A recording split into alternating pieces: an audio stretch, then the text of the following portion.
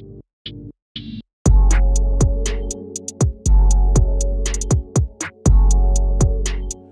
what's up, guys? It's your boy Mills from Toys Tech Sneakers. This time we have a review of the Emperor Palpatine MMS 468 Movie Masterpiece Hot Toys Deluxe Edition 1/6 scale figure. So on the front of the box, you got a picture of Emperor Palpatine in the throne, looking all menacing and whatnot. On the side, nothing. So on the back, you just got, your usual warning stuff and some stuff written in Chinese and obviously the address of the Hot Toys Factory. On this side, nothing. So the box is pretty unremarkable in that sense, but that's because all the fun's on the inside. Just slip this up. Get this out the way. So now you got the figure through the window. There's nothing on the side here. Got another product shot, this time of Palpatine standing up with an awesome Death Star window backdrop, and again you can see it thrown in the back. Nothing on the side there. There's nothing on the top other than Star Wars logo, and nothing on the bottom.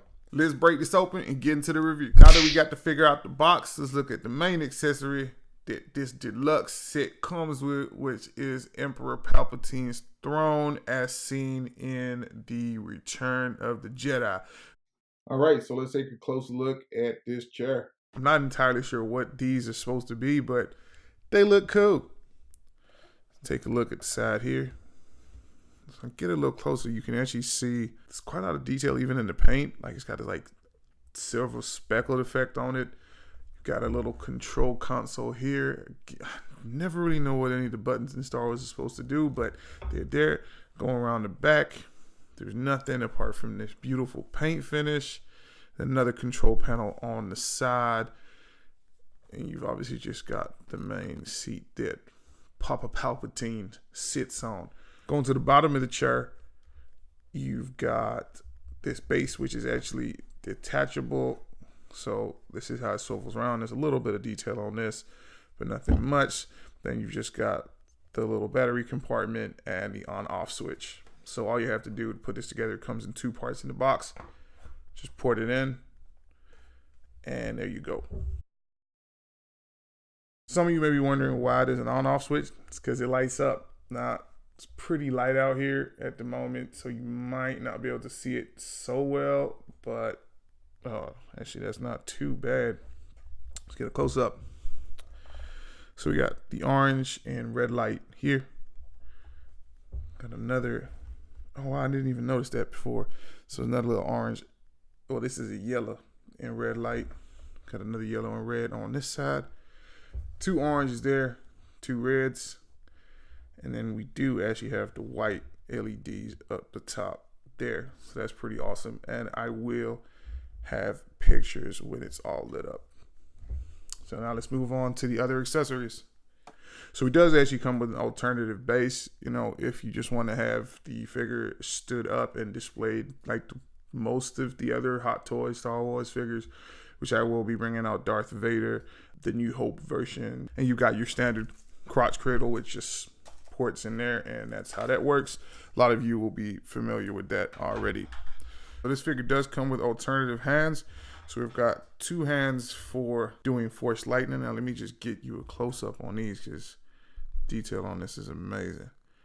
So you can see the veins in the hand. Paint on there is beautiful. I don't know if you can pick that up on the camera, but there's little cracks in the fingertips. That is an attention to detail. So this is the right hand. Here's the left. Again, subtle differences in the veins in the hand. You can see details on the knuckles. And again, those cracks in those fingernails, freaking awesome. We've got the other pair, which are more pointing fingers. This is actually used in conjunction with Luke Skywalker's green lightsaber from Return of the Jedi, which you can see here. And again, this has got a crazy amount of detail. Get a close up on that. God damn. It's just beautiful.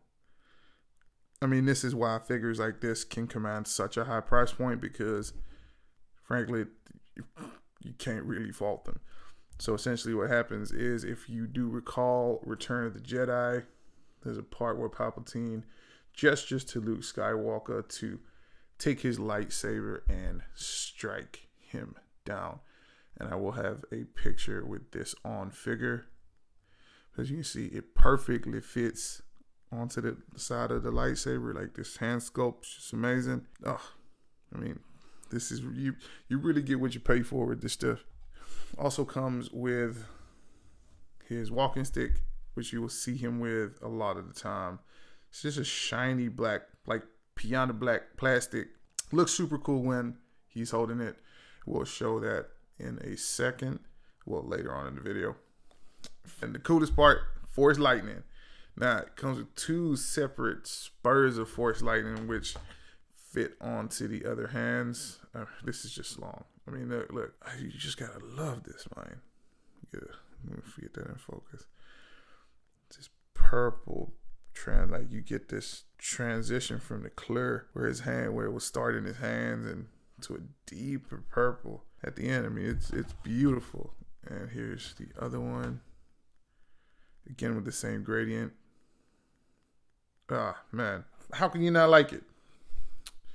Now let's try and just get one of these on the hands for you so you can see how it all works. So they literally just slot in to little different parts on the fingers, and oh, there we go. And there you got it. Force Lightning straight out the hands of old Emperor Palpatine. And finally, over to the main attraction, Emperor Palpatine himself. Now let's take a closer look. I've just got him posed up with his cane. Let me just take that out of his hand for a second. Now let's just take a moment to admire the sinister face sculpt. I mean, this is not a guy to play with. I'm gonna take his hood off so you can appreciate exactly what's going on here. I mean, slightly different from the box art, which showed a darker painting around the eyes, which, I'll be honest with you, I wish we had. I feel like the paint on this figure, although pretty damn amazing, leaves a lot to be desired. I mean, it's an amazing sculpt, though. I mean, the likeness of Ian McDiarmid is amazing. And this grin, the way they've captured that classic Emperor Palpatine sinister smile, is just crazy. He is just terrifying. And this is a guy you shouldn't trust under any circumstances. So, starting with a little bit of articulation, we do have some good head movement on the figure. Damn, I should probably pull him by the nose like that. I mean, look, you even get that little wrinkling effect on the neck when you move it. I mean, that's already sculpted in. It's not something that happens when you turn it, but it's just so realistic, even down to the hair. I mean, that's molded, but the way it's painted just makes it look real. So you can get the head down this far. Get him looking up a little bit, but not too much. And it's, again, with all Hot Toys, definitely read the instructions. These things are expensive and fragile, and when they break, yeah, you just feel a lot of pain. Luckily, I haven't broken any of my Hot Toys yet. So let's put his hood back on. So with the arm movement inside this robe, you can get his hands up, you can get his arms up at the shoulders to around 90 degrees. You've got some elbow pivot, get them up about here. Same obviously on the other side. You can get his wrists all the way around. He does come with other hands, as I've already shown you. You can't get them too high because he does have another robe on afterwards. You can't get the shoulders too high. He does have on another robe underneath, which I'll show you now. Now, I never actually knew that Emperor Palpatine wore another robe underneath this black one, I just always assumed it was black. What I find quite intriguing about this is very reminiscent of what Snoke just wears regularly. I don't know if that means that this guy is Snoke. I don't know. But wouldn't it be cool if Palpatine was Snoke in the end? Anyway, that's episode 9 rumors. That's for another video, I guess. And you've got his little brooch there, which has been sculpted amazing as well. See if you can get a close up of that. Again, another thing I never noticed in the movie was the fact that he wore brown boots.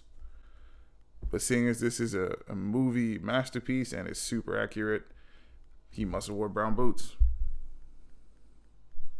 We've got some ankle pivot, some side to side.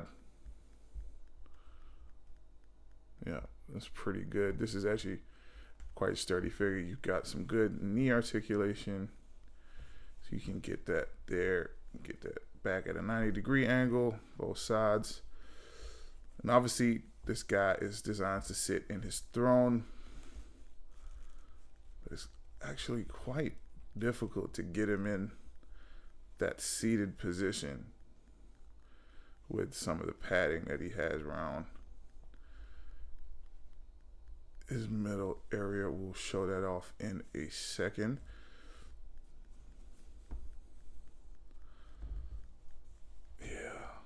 There he goes. So let's bring the throne in. And there he is, seated in his throne. Let's turn that light back on, see what he looked like. That is just an amazing look.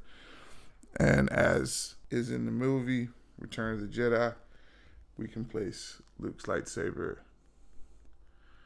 just there. It's pretty movie accurate as far as I'm concerned, and it does swivel. So we'll take a look at him from the side. It looks pretty sick. I'm not gonna lie. It's sinister as hell.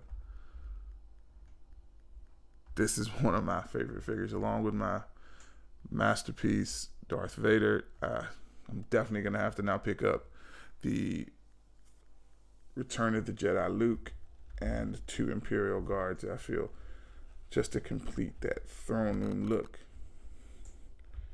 Can't get his legs all the way down. Maybe that's just me not being able to pose the figure correctly. But let's swap out his hands and take a look at him with the lightning. That just looks sick. I'm sorry. I mean, you can't. It looks super cool. We kind of recreate the scene when Vader's getting electrocuted by his former master. I mean, that looks pretty sick.